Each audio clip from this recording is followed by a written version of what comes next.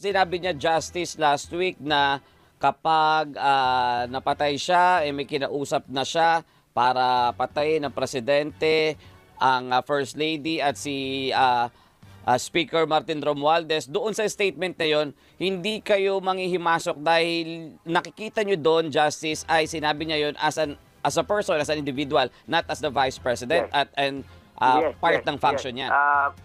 Kumbaga sa na nasabi niya yon bilang isang mamamayan o kahit bilang isang Vice President, but she said it not in relation to her office, not in relation to the functions of her office. Oo, so ang dapat pag-imbestiga rito ay ang DOJ, ang NBI, yung ganun. Kung gusto ng CIDG tumulong sa NBI mag-imbestiga, di sila. Kaya yun ang inano ko na bakit dinamay kami na dapat kami mag-imbestiga at dapat kami magsimula ng investigasyon administratibo o kriminal.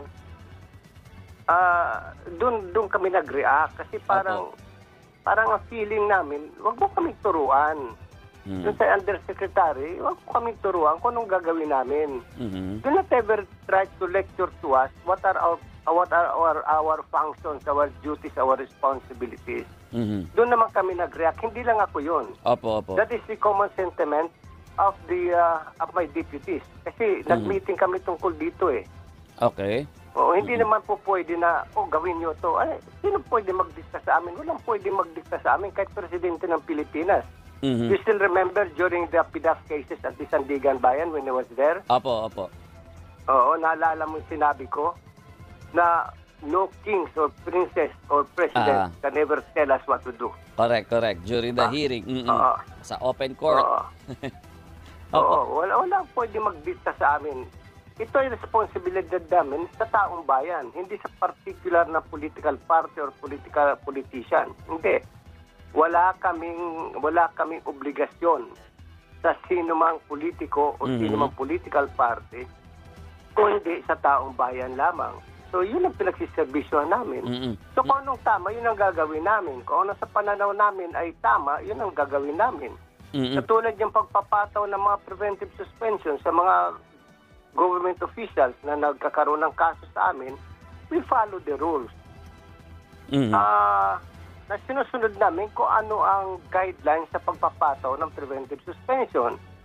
Dangan nga lang at itong nakaraang mga araw ay na-issuehan ng PRO yung mga preventive suspension na-issue namin. Nagtataka kami bakit na-issuehan ng preventive suspension, i-implemented na yung order, 2 buwan nang nakakaraan. Diba? Nag-usap din tayo tungkol dito. Opo. Yun yung mga sa amin na nagre-react kami. Ano ba ito? Talaga bang sinusunod natin ang rule of law? Yung ganon. So dito sa usapin ngayon ni Vice President, hindi kami pwede manghimasok muna.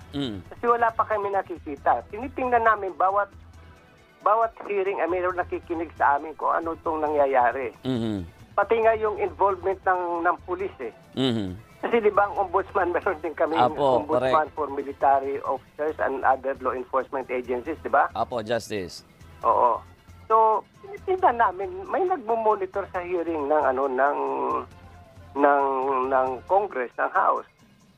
In the meantime, tatahimik lang kami. Hindi man kami mahilig mag-media eh. Alam mo yan.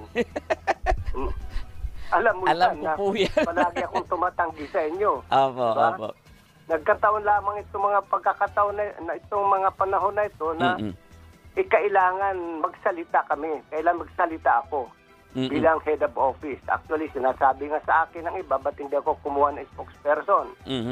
Baka mamaya maibang masabi na spokesperson, hindi katulad ng sasabihin ko. Dahil yung sasabihin ko, hindi lamang nagagaling sa utak ko, nagagaling din sa damdamin ko.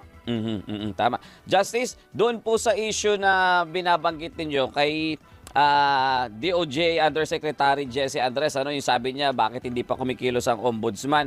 At di po ba, kung tama ako, ay nagpaalala ka naman na may power ang ombudsman kahit na hindi kayo mag-initiate ng investigation, may power kayo na saluhin o ipagpatuloy yung ongoing investigation ng isang agency. Yes. Actually, bago ko nasabi yon, Opo.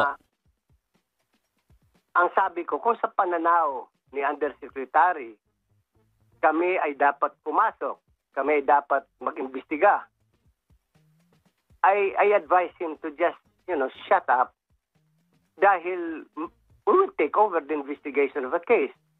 Pero minsan na hindi namin ginawa yon. Pag nalaman namin na nag-iimbestiga ng NBI, ihintay na lang namin yung complaint na gagawin ng NBI at doon namin hihimayin yung kanilang complaint. Na marunong naman kami rumispeto sa ginagawa sa trabaho ng ibang tao, ng ibang ahensya ng gobyerno. So parang pakiusap ko lang sana, nabitawan ko lang yung salitang shut up, is for the Undersecretary to just focus on his work. Huwag niya kami tuturuan kung kailan kami mag-iimbestiga o kailan kami hindi mag-iimbestiga. Alam namin ang aming ginagawa.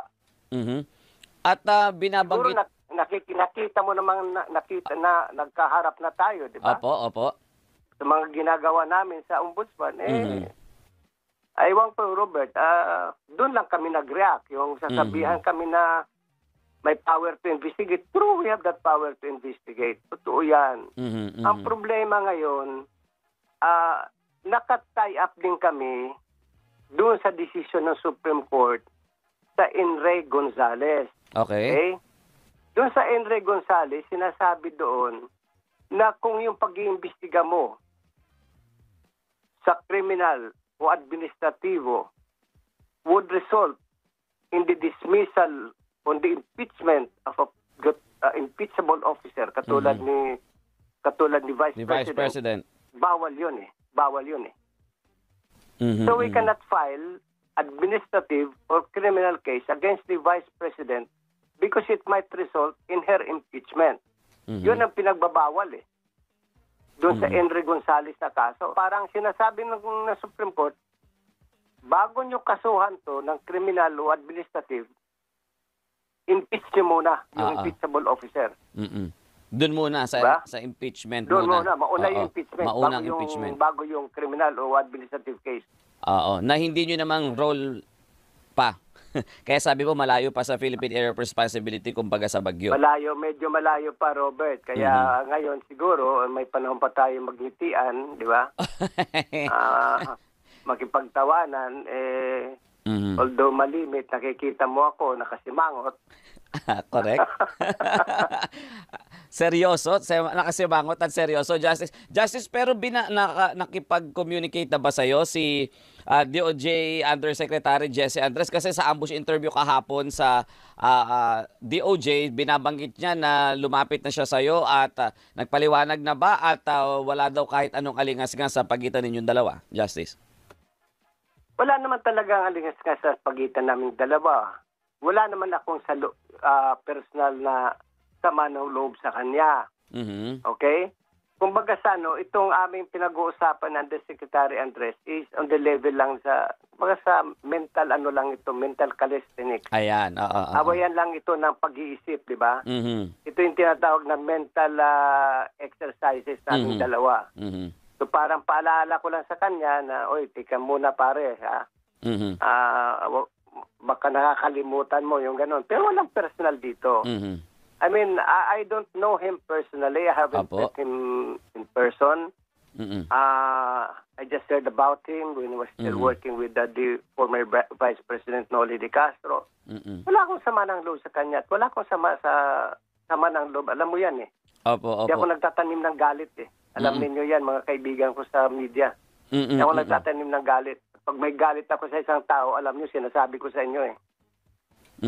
And then, Justice, so, eto, after yung mag-usap, anong naging response mo sa kanya na ni-remind mo pa rin siya na alam nyo yung ginagawa nyo at nakatutok din naman kayo. Sabi mo nga, kada hearing meron ka naka-assign na mga kasamahan mo dyan na tumututok hanggang sa mga nadadawit ang mga polis doon sa investigation. Wala na. Kumbaga it's a closed book between me and Yusek Andres, di ba? Mahirap balik-balikan yung nakaraan na hindi mo naman dapat balikan kasi walang mangyayari, di ba? kaibigan kami kung sa ano, professional, we are friends. Mm-mm. Ito sa pagtutok sa Quadcom at talagang naka-assign doon mga lawyers. Mga Opo, lawyers opo. ng MULEO, yung Mhm. military officers and other law enforcement. Mm-mm. Yun ang nakatutok doon mga abogado who was assigned by the Deputy Ombudsman for MULEO. Yun. Hindi akala kasi ng iba, kami ay medyo hindi namin din gusto yon na kami tumatahimik dahil kami ay pro Sara. Hindi, walang pro Sara, walang pro